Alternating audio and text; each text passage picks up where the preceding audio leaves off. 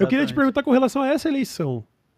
Me parece, aí eu gostaria de saber a sua opinião, me parece que essa está sendo uma eleição um pouco atípica, porque a gente está vendo um índice de animosidade e de violência que a gente não está acostumado, né? A gente está, inclusive, coincidentemente fazendo essa live hoje num dia em que teve essa questão da Polícia Federal indo cumprir ali o negócio do Roberto Jefferson, que ia ser retirado de prisão domiciliar para prisão comum, porque ele descumpriu uma ordem da justiça, e ele abriu fogo contra a polícia. A gente está vendo isso, assassinatos acontecendo por causa disso. Como o senhor vê isso? É de fato uma eleição atípica? É a mais violenta dos É uma últimos eleição tempos? atípica e é a primeira eleição que eu participo em que tem uma predominância da ignorância, da violência e da intolerância. Isso começou em 2018. Aliás, 2018 foi a primeira eleição que eu vi em todos esses meus anos de vida política em que a mentira prevaleceu sobre a verdade. Sim. Ou seja, começou a se repetir aqui o que tinha acontecido com a eleição do Trump nos Estados Unidos, ou seja, o fake news. Sim. Até então, a gente nunca tinha ouvido falar em tal de fake news e, de repente, a fake news tomou conta da comunicação brasileira, tomou conta da campanha.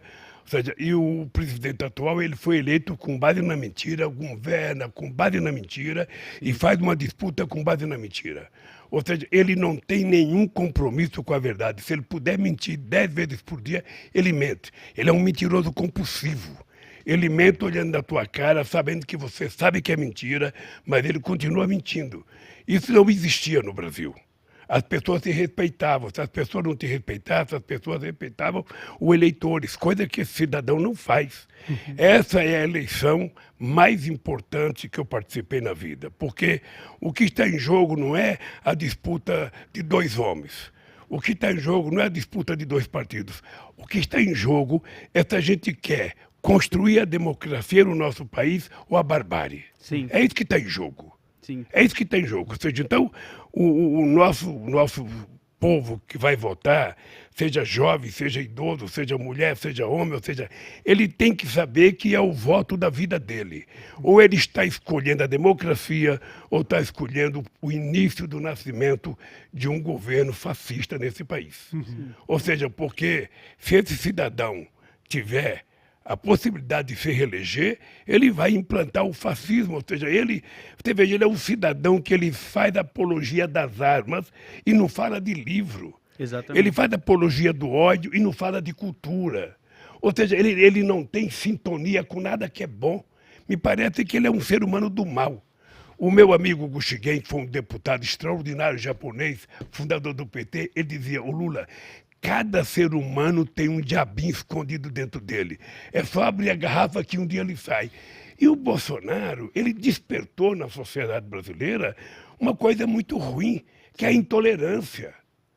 Eu fazia campanha contra Fernando Henrique Cardoso, contra Serra, contra Alckmin. A gente tinha divergência, a gente brigava, a gente era duro um com o outro, mas se a gente se encontrasse depois do debate, a gente era amigo, a gente não era inimigo. A gente era só adversário político. Não, com esse cidadão que está na disputa, não tem meio termo. Hoje não em dia está tenho. difícil ter diálogo, Ele né? é muito agressivo. Todo mundo que não gosta dele, ele é agressivo. Ele incentiva a agressividade. Vamos pegar o caso que você citou do ex-deputado Roberto Jefferson hoje. Ele teve a petulância de mandar o ministro da Justiça lá. Para proteger quem?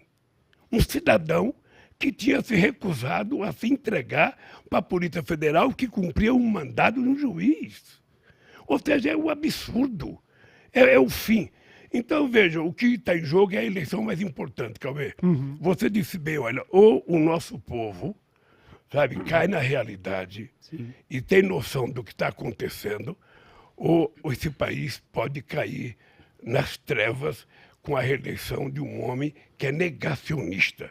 E mentiroso, veja uma coisa, ele está 4 anos no governo, ele nunca deu aumento real para o salário mínimo.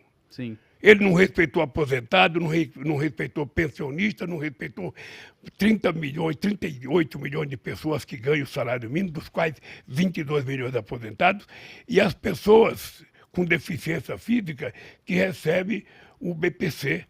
Sabe? Essa gente não teve aumento real em todo esse tempo. Ele agora está chegando perto das eleições como eu tenho dito que nós dávamos aumento real, no meu governo era o seguinte, a gente repunha o poder aquisitivo com a inflação e a gente dava o crescimento do PIB dos últimos 2 anos, sabe? Porque só tem sentido o PIB crescer se você distribuir a riqueza do crescimento do PIB. Sim. Então ele agora está prometendo aumentar o salário mínimo, coisa que ele não fez até agora.